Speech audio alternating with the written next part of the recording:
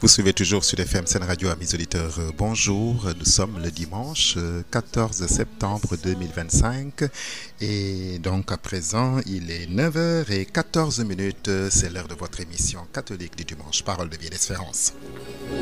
Tout simplement. Parole de vie et d'espérance, amis auditeurs, en ce 24e dimanche du temps ordinaire de l'année C. Alors pour vous présenter votre émission, vous aurez à l'antenne Georges Fay et à la partie technique Alassane Thioune.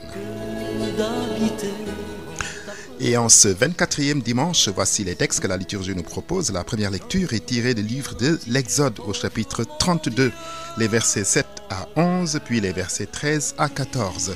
La deuxième lecture est tirée de la première lettre de Saint Paul apôtre à Timothée au chapitre 1, les versets 12 à 17. Et enfin, l'évangile de ce dimanche donc, est de Saint Luc au chapitre 15, les versets 1 à 32.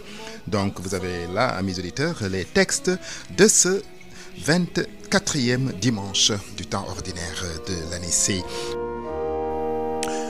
Voilà donc pour ce beau chant, peuple de prêtres. Alors, comme vous le savez, sans doute, amis auditeurs, dimanche dernier, à Rome, donc le pape Léon XIV a canonisé, en tout cas l'Église catholique a canonisé deux saints, n'est-ce pas, deux personnes qui étaient plutôt jeunes. Ce sont donc deux saints. L'un donc s'appelle Carlo Acutis et l'autre Pier Giorgio Frassati. Alors, leur canonisation donc a eu lieu le dimanche dernier, donc lors d'une cérémonie sur la place Saint-Pierre, présidée par le pape Léon XIV.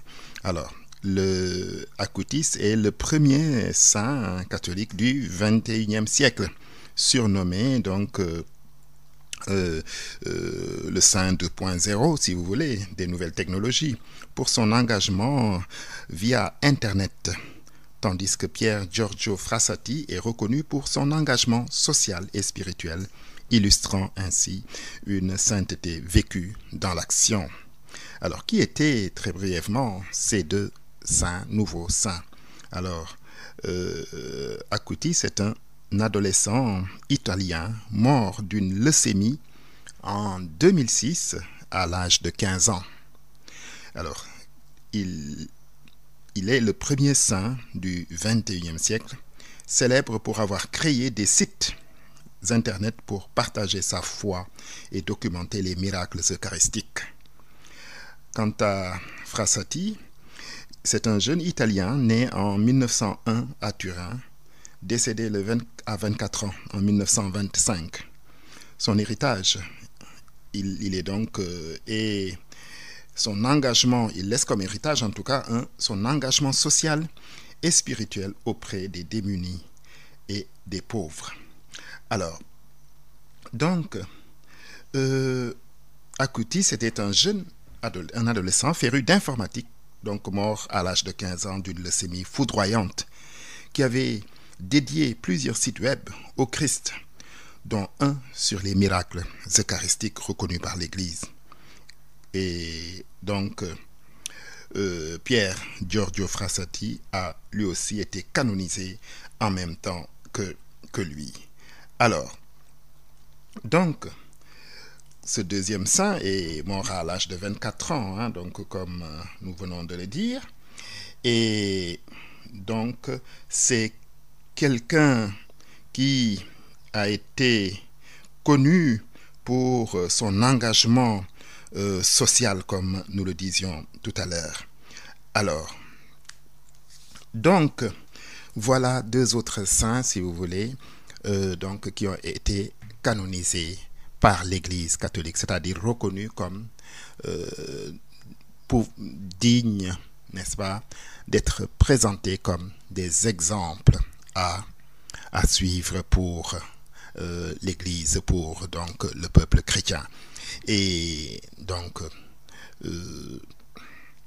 ce sont là deux personnages qui s'ajoutent à cette longue donc cohorte de saints que Saint Jean, n'est-ce pas, décrit dans l'Apocalypse.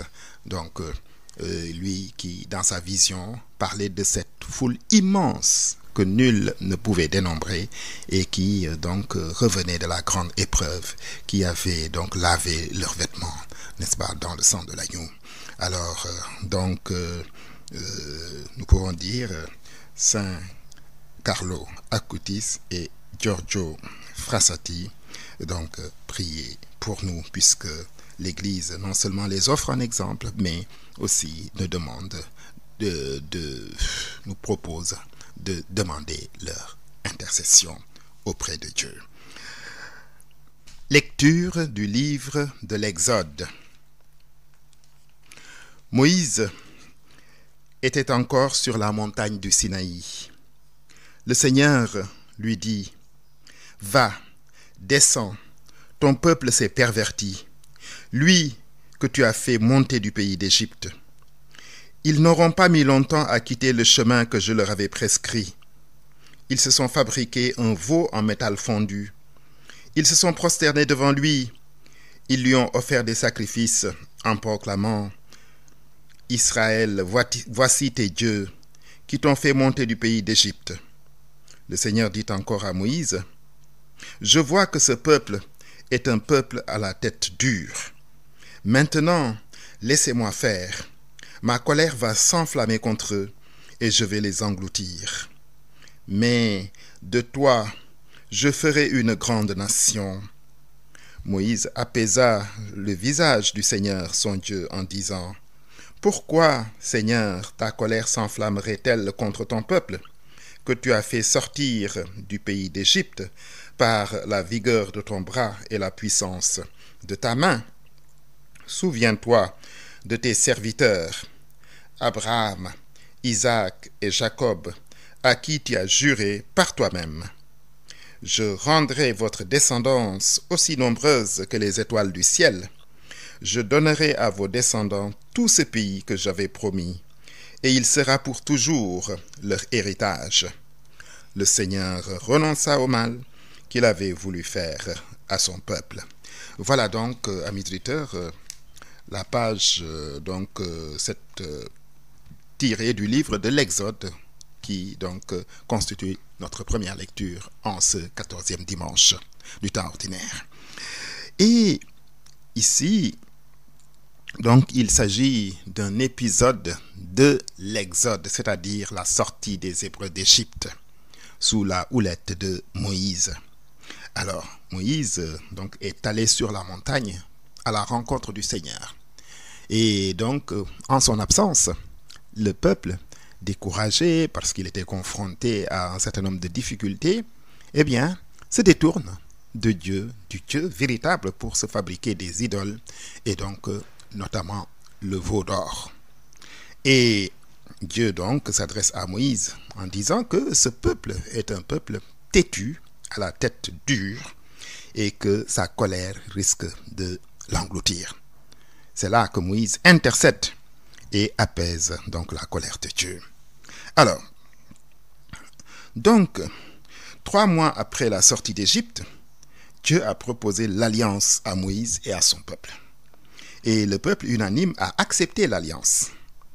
Et puis, il y a eu l'extraordinaire manifestation de Dieu dans les éclairs, le tonnerre, le feu, la nuée. Et de nouveau, le peuple s'est engagé. Tout ce que le Seigneur a dit, nous le mettrons en pratique. Puis Moïse est remonté sur la montagne pour recevoir les tables de la loi. Et c'est là, après cela, qu'intervient l'épisode du veau d'or. On trouve que Moïse est bien long à redescendre. On vient de vivre une expérience religieuse extraordinaire, certes, mais nous voilà retombés dans le quotidien. Alors, on va chercher une alternative à Dieu. Clairement, cette fabrication d'une statue a été considérée par Dieu et par Moïse comme une faute grave. Et alors, pour comprendre ce que représentait l'interdiction des idoles et en quoi la fabrication du veau d'or est une faute grave, il faut tout simplement relire les commandements, ce qu'on appelle le décalogue. Et la première phrase, on l'oublie souvent, ce n'est pas un commandement, c'est une affirmation. Je suis le Seigneur, ton Dieu, qui t'ai fait sortir du pays d'Égypte, de la maison d'esclavage. Affirmation qui précède les commandements maintenant et les justifie, en donne le sens. C'est parce que Dieu a libéré son peuple que maintenant il lui donne les commandements. Et le premier tient en 2 points.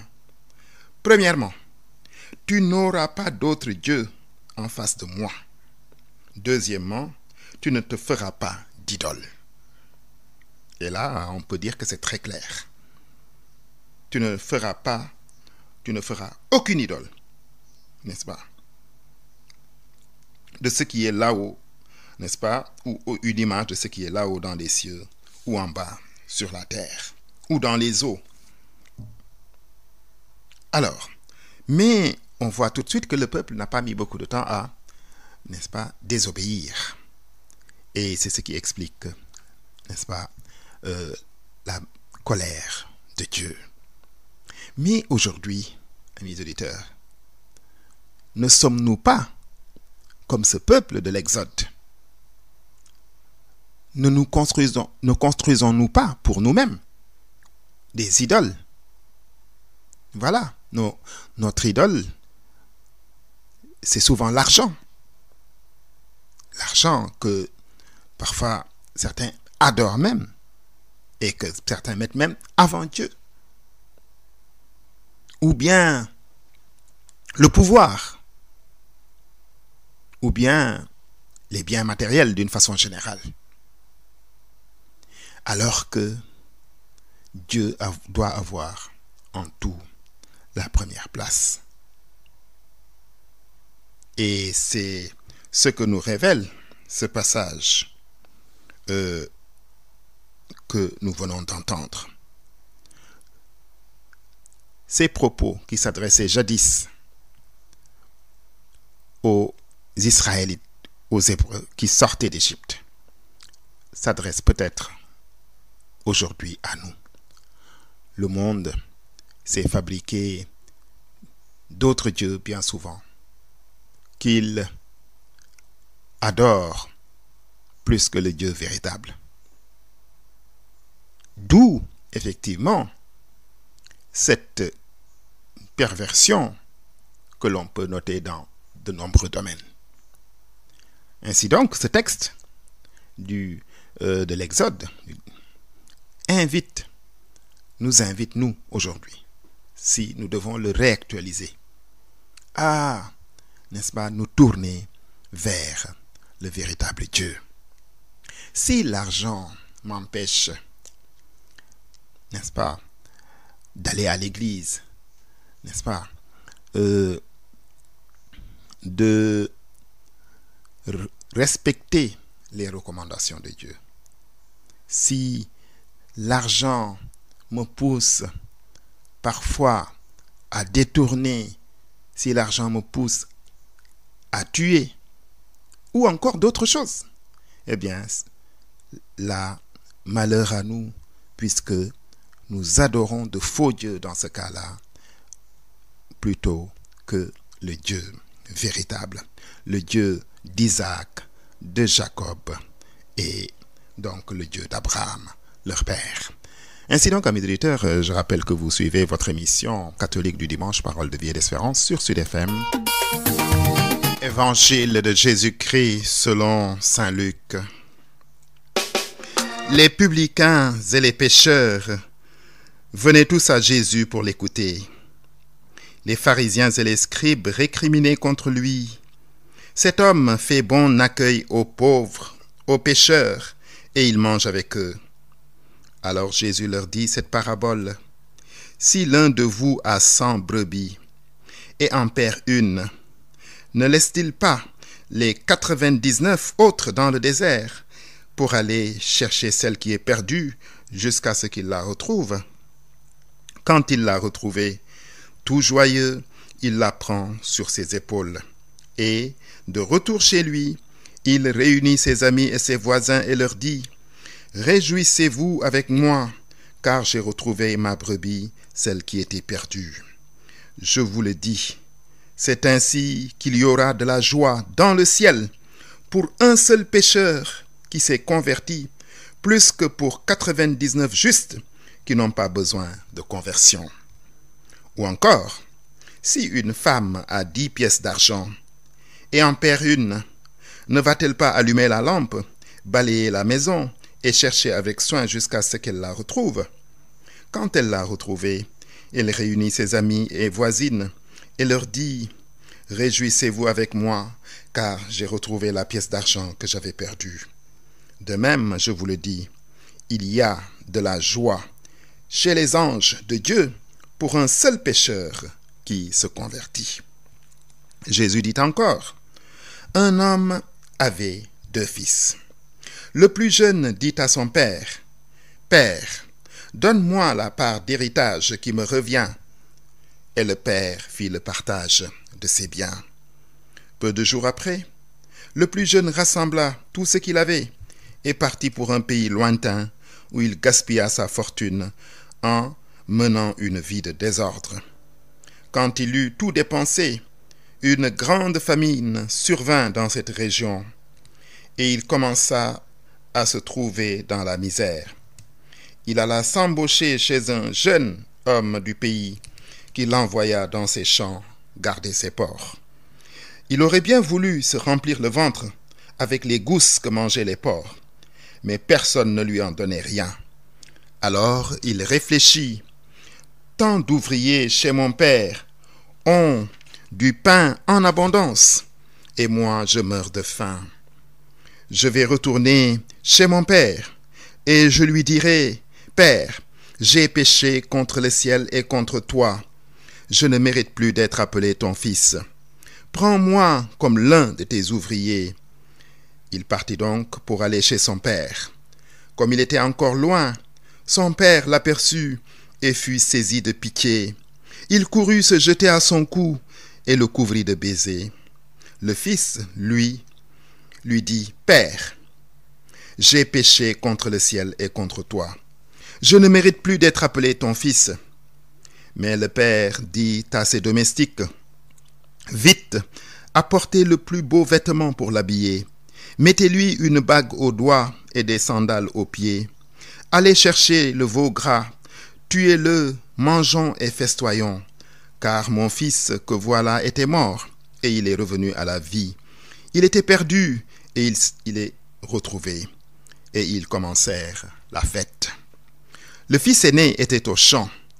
À son retour, quand il fut près de la maison, il entendit la musique et les danses. Appelant un de ses domestiques, il demanda ce qui se passait.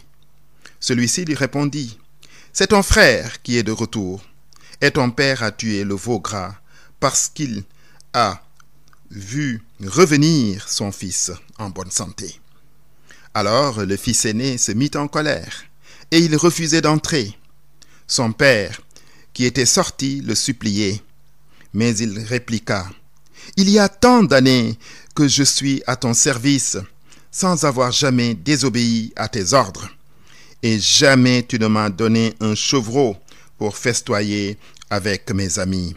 Mais quand ton fils que voilà est arrivé, après avoir dépensé ton bien avec les filles, tu as fait tuer pour lui le veau gras. » Le père répondit, « Toi, mon enfant, tu es toujours avec moi, et tout ce qui est à moi est à toi.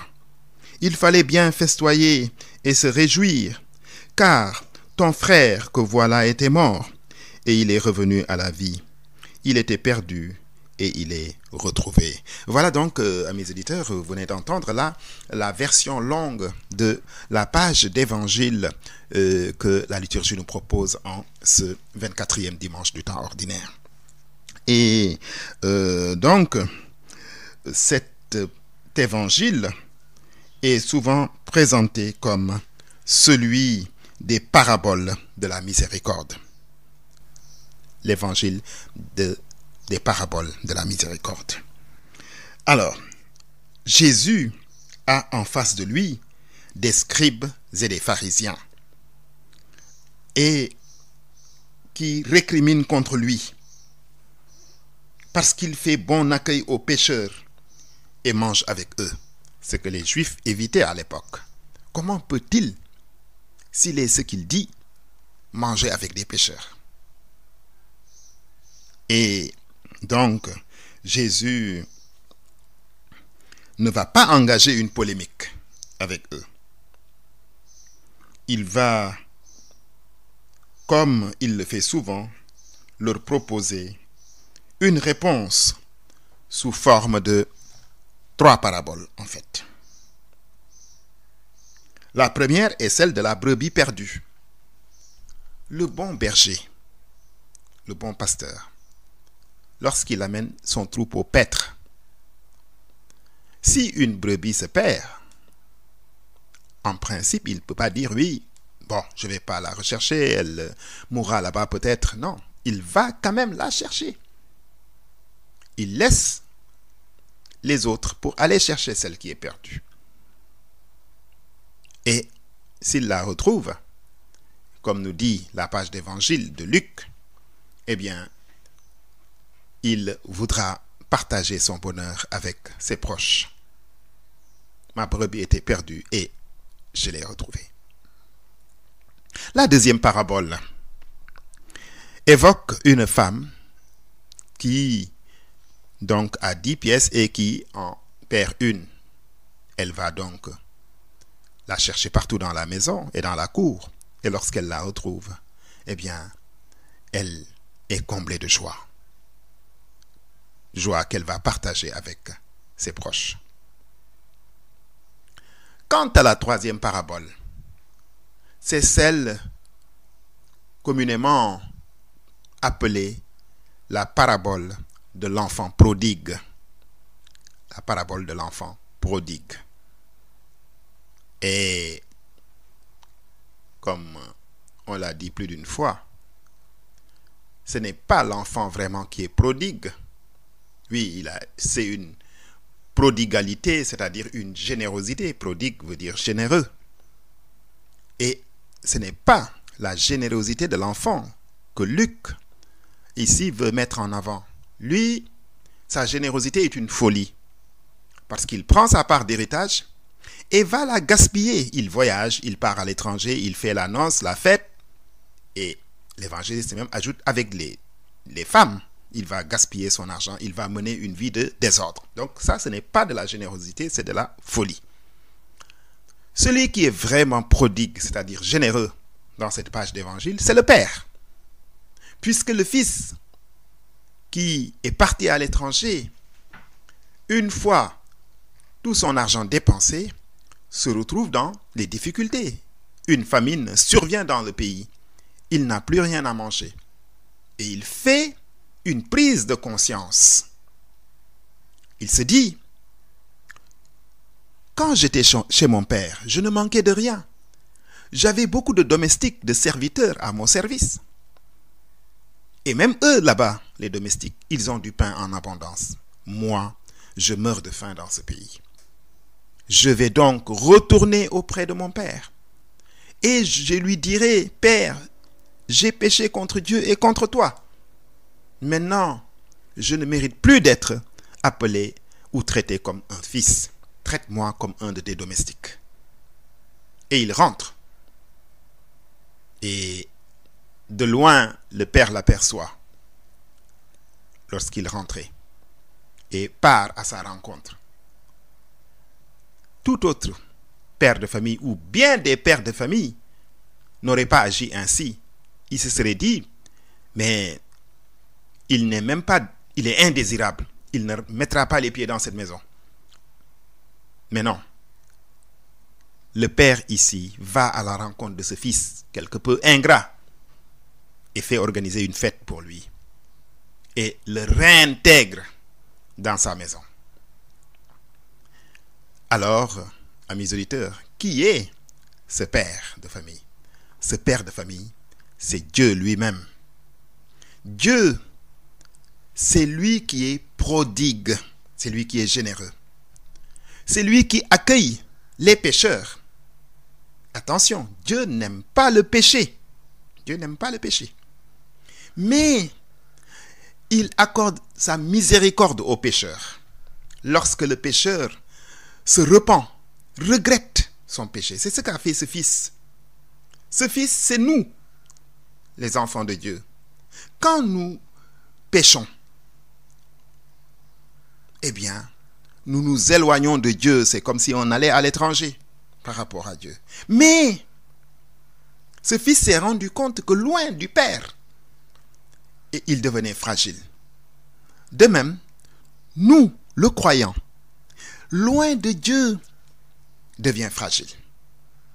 Mais quand est-ce que le croyant est loin de Dieu? C'est quand il est dans le péché.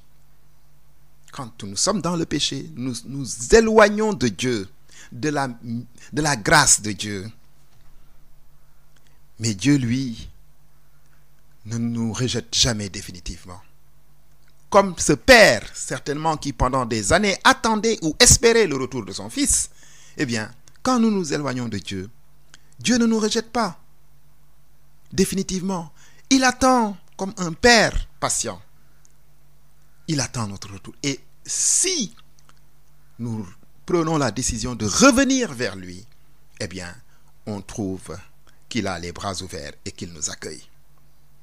Comme le dit Jésus, il y a plus de joie au ciel, n'est-ce pas, pour la conversion d'un seul pécheur que pour 100 autres justes qui n'ont pas besoin de conversion. Il y a plus de joie au ciel pour la conversion d'un seul pécheur que pour 100 autres personnes qui sont justes et qui n'ont pas besoin de conversion. Et Jésus lui-même le proclamait. Je ne suis pas venu pour les puissants, pour les bien portants, pour les riches. Je suis venu pour les faibles, pour les pauvres, pour les malades. Mais Dieu a une option préférentielle envers les pauvres et les faibles. Même si, par ailleurs, notre vie au quotidien nous fait penser parfois, comme ce peuple de l'Exode, que Dieu nous a oubliés, que Dieu, n'est-ce pas, ne voit pas nos souffrances, que Dieu ne voit pas nos difficultés. Non, ne tombons pas dans le désespoir. Il faut toujours avoir confiance, comme ce fils qui tente sa chance. Et j'allais dire à mes auditeurs qu'il nous faut parfois tenter notre chance. Nous dire, oui, je me suis écarté, n'est-ce pas, de Dieu parce que je suis dans le péché, mais je vais revenir à lui, parce que je suis sûr, effectivement, de sa miséricorde. Ce fils, qui était parti au loin, s'est dit, je retourne chez mon père. Quelque part, il espérait, n'est-ce pas, le pardon et la miséricorde de son père. Et c'est ce que ce dernier a fait.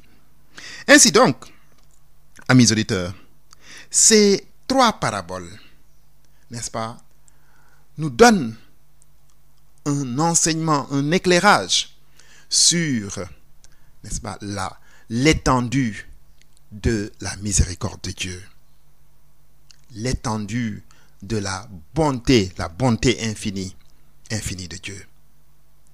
De la même manière qu'un père, en réalité, ne peut pas détester son fils, c'est ce que ce père-là a fait. Il n'est pas d'accord avec le fils qui a été dilapidé son argent. De cette manière, de la même manière qu'un père ne peut pas abandonner ses enfants ou son fils, de la même manière, Dieu, qui nous a créés par amour, parce qu'il nous aime, tout simplement, eh bien, ne peut nous délaisser et nous abandonner, parce qu'il sait que loin de lui, eh bien, nous sommes fragiles, loin de lui, nous ne pouvons rien faire. C'est ce qu'il dit, sans moi, vous ne pouvez rien faire. Amis auditeurs, vous continuez toujours de suivre votre émission Parole de vie et d'espérance. Donc, en ce 24e dimanche du temps ordinaire de l'année, c'est Lecture de la première lettre de Saint Paul apôtre à Timothée. Je suis plein de reconnaissance pour celui qui me donne la force, Jésus-Christ notre Seigneur, car il m'a fait confiance en me chargeant du ministère, moi qui autrefois ne savais que blasphémer, persécuter, insulter. Mais le Christ m'a pardonné ce que je faisais, c'était par ignorance, car je n'avais pas la foi. Mais la grâce de notre Seigneur a été encore plus forte, avec la foi et l'amour dans le Christ Jésus. Voici une parole sûre et qui mérite d'être accueillie sans réserve. Le Christ Jésus est venu dans le monde pour sauver les pécheurs, et moi le premier, je suis pécheur. Mais si le Christ Jésus m'a pardonné, c'est pour que je sois le premier en qui toute sa générosité se manifesterait. Je devais être le premier exemple de ceux qui croiraient en lui pour la vie éternelle. Honneur et gloire au roi des siècles, au Dieu unique, invisible et immortel pour les siècles des siècles. Ainsi donc, amis auditeurs, Dieu est riche en miséricorde et toujours prêt au pardon. La Bible ne le démontre pas, elle en témoigne. Les croyants vivent dans cette certitude. Leur foi s'exprime de manière très concrète, en particulier dans leurs prières et leurs intercessions. Et Jésus a proclamé avec insistance qu'il n'y a plus de temps à perdre. Efforcez-vous d'entrer par la porte étroite, nous avait-il dit. Publicains et pécheurs en grand nombre ont reçu cette parole comme une bonne nouvelle.